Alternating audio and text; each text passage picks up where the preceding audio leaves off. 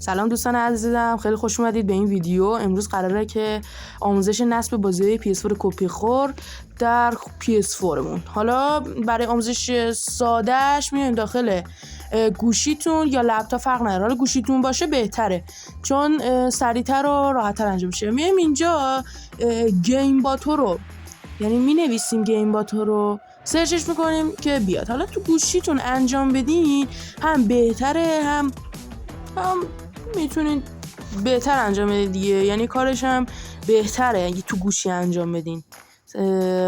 بعدش که تو گوشی انجام دادیم حالا توی لپتاپتون میریزید توی فلش. حالا وقتی که سرچ کردیم گیم باتو رو، میایم بالا گیم باتو اینستال برای کنسول. حالا اگه تو گوشیتون سرچ کنیم میزنه گیم باتو برای کنسول، برای مثلا دانلود بازی کپی خور برای کنسول.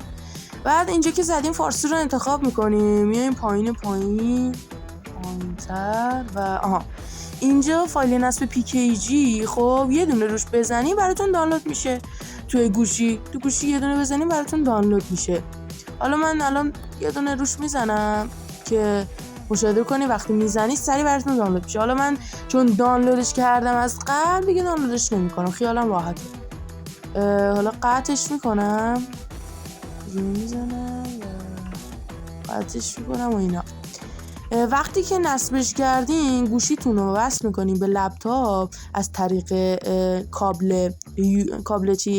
کابل شارژرتون، وصلش میکنین به لپتاپ از طریق مثلا USB. بعد USB که همون فلشی که در مد نظرتونه اونم وصل میکنید به لپتاپ که بتونید از گوشیتون به اون فلش بریزید. حالا کار خیلی آسونی الانم بهتون میگم.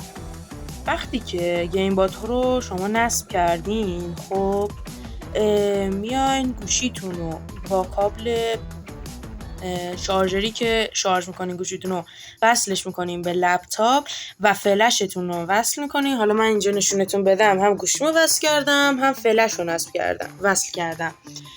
حالا ما میایم داخل گوشیمون و فایل رو انتخاب میکنم. من صبر میکنم تا برام کلا لود بشه که همه چیش بیاد دیگه. اینجا اینه PKG فایل 22 مگابایته که همون گیم باتو میشه. رو این فشار میدین، خب به این صورت که اینطوری بشه. فشارش میدین و میایم پایین توی اینجا، توی این قسمت USB درایو، همون USB درایو H. وقتی که حالا اینو من الان بزنم روش ولش کنم نصب میشه، یعنی مثلا کپی میشه. حالا من چون کپی کردم دیگه نیازی ندارم که کپیش کنم. حالا الان میریم داخل PS4 بهتون نشون میدم که چی جوری باید نصبش کنیم و واردش بشیم و با خیال راحت بتونیم بازی‌های خودمون رو دانلود کنیم و بدون دردسر، بدون فایل‌های اکسترکت انجام بدیم. خب بریم داخل PS4. برای اینکه بخوایم حالا انجام بدیم داخل PS4 این کارو، گیم باتو رو، ما اولین کاری که میکنیم باید اینترنت رو وصل کنیم. الان بریم گیم باتو رو دانلودش بکنیم، ستینگ، گولد هند و پکیج اینستالر. حالا اینجا دانلود چون من کرده بودم قبلا دانلود نمی‌کنم و برمیگردیم اینجا چون اینجا دانلود کرده بودم، چون دانلود کردم حالا دانلود نمی‌کنم که مشکلی پیش نیاد واسه من. و دوباره برای اینترنت وصل شدن میایم توی ستینگ، گولد هند، انیبل وینلودر سرور رو میزنیم، تیکش رو فعال می‌کنیم و میایم روی هاستمون، هاست PS4. اینجا دیزیبل آپدیت رو میزنیم، اوکی رو میزنم. اینجا یه نوتیفیکیشن میاد دیزیبل آپدیت فعال شد. حالا ما میایم داخل تنظیمات، دوباره توی گولد هند انیبل وینلودر سرور رو قطع میکنم، میام توی ستینگ همین اینترنت نتورک و میام ستاپ اینترنت کانکشن یوز وای فای و ایزی ثبت میکنم تا بیاد برای ما. برای وصل شدن اینترنت هم خیلی ساده است. حالا آخر ویدیو بهتون میگم چیکار باید بکنیم. توی فرهان حالا اسمشو امتحان میکنیم و برمیداریم، ثبت میکنیم تا بیاد برام. یه ذره کنده، حالا اینترنت کند نیستش، مثلا خود PS4 یه ذره تا مثلا بگرده ببینه چه اتفاقی داره اینترنت و اینا. صبر میکنیم تا برای ما بیاد.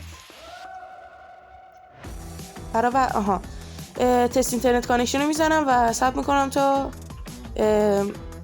آی پی آدرس هم ساکسفول بشه و اینترنت کانکشن هم ساکسفول بشه. وقتی جفتش ساکسفول شد میام بیرون و میام داخل گیم با تو. حالا من برای اینکه بخوام بهتر باشه دوباره کلاس اپلیکیشن گیم با تو رو میزنم. صبر میکنیم تا برای ما بیاره. برای وصل شدن به اینترنت هم خیلی ساده است. میایم داخل تنظیمات PS4 مون، حالا تا این بیاد میایم داخل تنظیمات PS4 مون و میایم پایین سیستم رو میزنم، سیستم اینفورمیشن PS4 رو، یعنی همون سیستم رو میزنم و اپلیکیشن دانلود، قسمت اپلیکیشن دانلود رو میزنم و همه تیکای اپلیکیشن دانلود باید برداشته باشه. اگر نداشتین 100% بریم بردارین تا اینترنت رو وصل کنین، براتون مشکلی پیش نیاد که آپدیت شه PS4 تو. خب اینم که اومد، تو قسمت هوم اومدم و اینجا بازی مد نظری که میخواین هم سرچ میکنین هم پیدا میکنین، همینجا میگردین ببینین کدوم بهتره. اینجا خیلی ایزی برامو میاره، فول گیم، یعنی بدون اکسترکت کردن، ساده. روی کنسول میزنین، حالا میان اینجا اگه بزنین دانلود میشه. حالا من نمیخوام دانلود کنم. خیلی ممنون که تماشا کردین. خدا نگهدار.